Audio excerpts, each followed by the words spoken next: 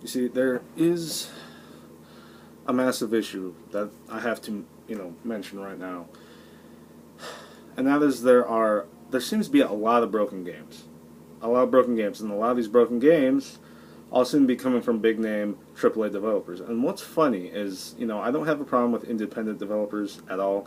Now I know there are some independent developers out there that actually do make some pretty crappy games, but there are some out there that actually do make some good quality games that are AAA quality and actually look as good or even better than the initial product.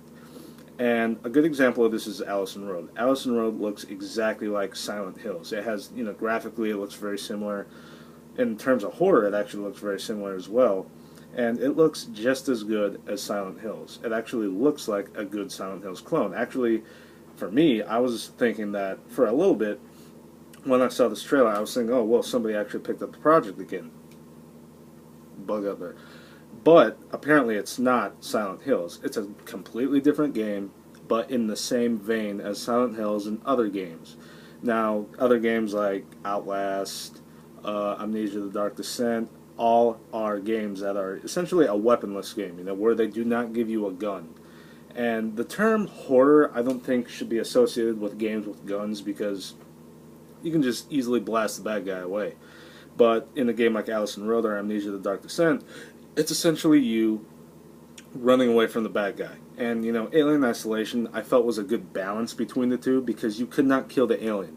In Alien Isolation, what you had to do, instead of actually killing the alien, you had to run away from the alien.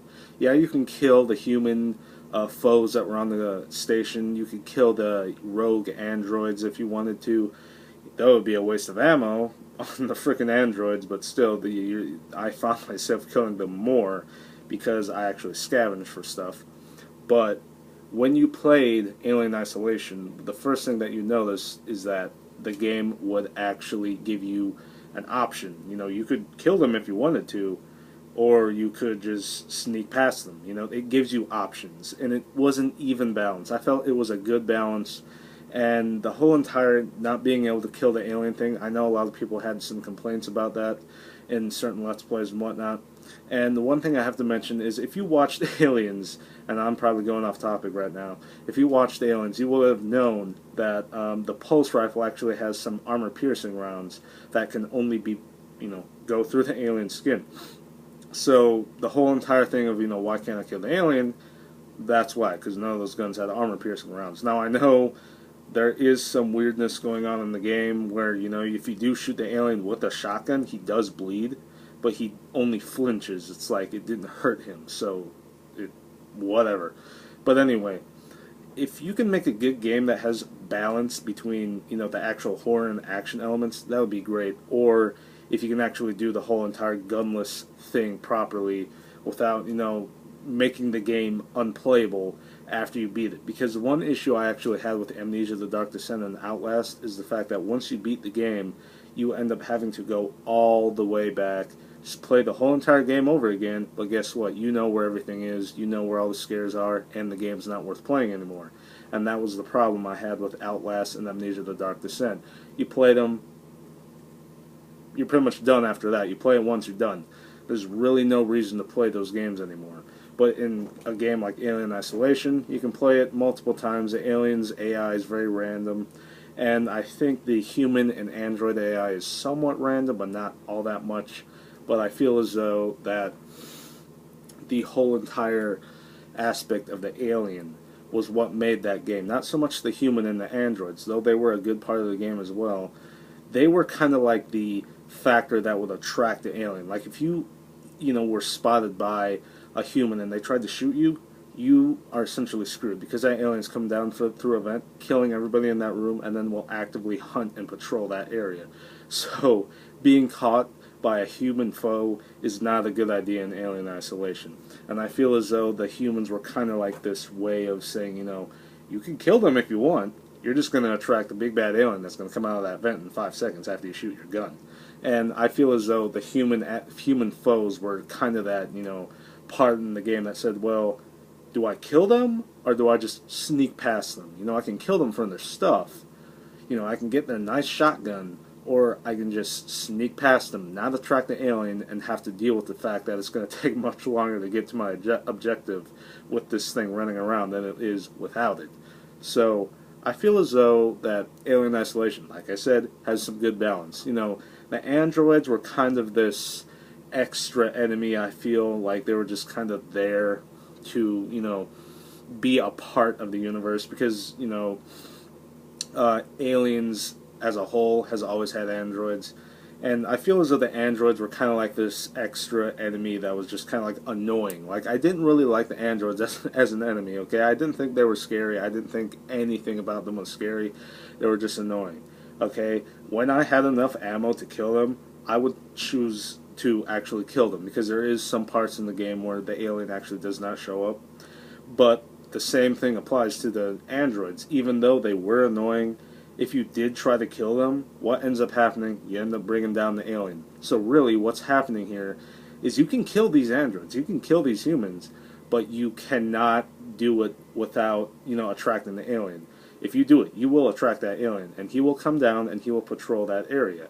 And it makes it that much harder. You're better off just running past the android and then just getting out of there rather than shooting him. The androids don't run, they don't have guns, they can't shoot you. So really what you're doing is just kind of playing cat and mouse with the androids.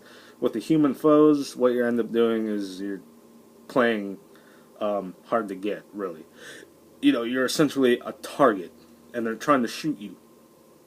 It's essentially target practice for the AI, and you're running around trying not to get shot. Now, the one good thing that Alien Isolation had was the fact that you can use the alien as a weapon as well. Now, this was something that a lot of people actually mentioned in reviews and in articles, where if you just throw, a noisemaker, or if you just hit, a random wall with your wrench and you run away or you run into a locker, what ends up happening is the alien will come down, he will come near the area that, the noise came from, but then as soon as he sees the human foes, he'll eat them all. And he will have cleared the room out for you. Now, one thing you need to mention is that the alien is a one-hit kill. If he sees you and he grabs you and he gets a hold of you, you are dead and you have to start back at your last save. That is the part that a lot of people complained about, but that is the part I actually liked. The fact that the alien is a lethal weapon. It's lethal. You cannot get around it without being stealthy. And I know a lot of people actually have problems with the stealth in the game. The game was very slow. It wasn't fun. It's not like Outlast or Amnesia where you can just run away. It had that horror element that I like, that survival horror element that I actually wanted to see in a game.